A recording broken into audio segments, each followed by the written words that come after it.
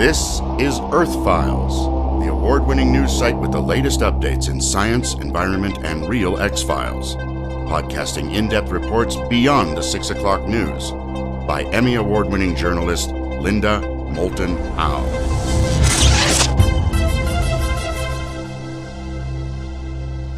Thomas Coleman Shepard entered the U.S. Navy in September 1975. 1 year later, on Thanksgiving night, 1976, Shepard and two other Navy men saw photographs and documents in a top-secret magic file about extraterrestrial biological entities. The location was a classified vault at White Beach Naval Facility in Okinawa, Japan. Retired Chief Yeoman Shepard has now gone on the record for the first time with Earthfiles reporter and editor Linda Moulton Howe. This is an excerpt from a half-hour Earthfiles vodcast soon to be available at earthfiles.com. And I looked at the documents, and there was a lot of, red ink, top secret. One of the words was magic, and magic was spelt with a J. And I even made a comment to Howard. I said, look here, they can't even spell magic right. They spelled it with a J. It just looked like an old file, but the gauge of the year would have to be from the 30s or the 40s, just based on the truck. The aliens sort of looked like that one down in the Roswell Museum, but different too. Because it's black and white, you couldn't really get a lot of tone with the kind of skin it had. But if I had to describe it at all, it would have been like snake skin in sort of way. Can you explain that further? They had a whitish kind of appearance, but you could tell it had some color to it. And if I had to describe it as matches any other type of animal that I know of, it would have been like that of a white snake, say.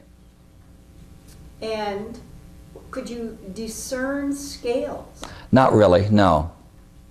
No, but you could tell that they just looked like bumps, and who knows what they were.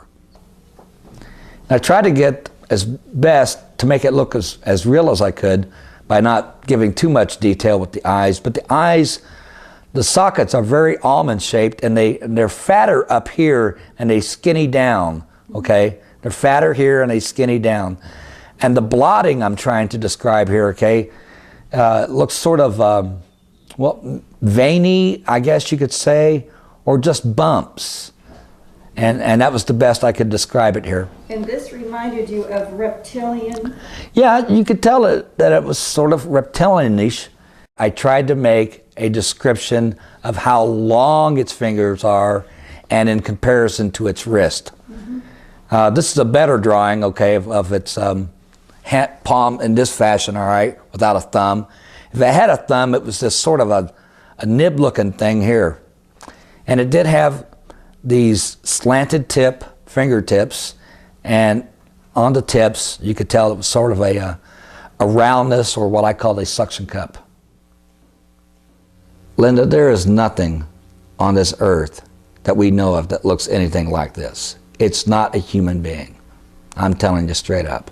It wasn't a monkey. It wasn't an animal of any kind. It was like nothing that I had ever seen, and that's all I could say. It was definitely not a human. It was definitely not an animal that we know of. What emotion did you feel? I was in shock. I mean, what can I say? I mean, I didn't want to believe it. I couldn't even accept it at the time. It took hours for me to even accept what I had saw. Even with a guy that was older than me that was telling me, look at what you're looking at here, okay? These were not fakes. This was real stuff. I was overwhelmed. Thanks for listening to this Earthfiles podcast from the edges of science, environment, and real X-Files. Go to www.earthfiles.com to see more than 1,000 Earthfiles reports with photographs, drawings, and documents. And visit Earthfiles every day, every week for new reports and new podcasts. That's www.earthfiles.com.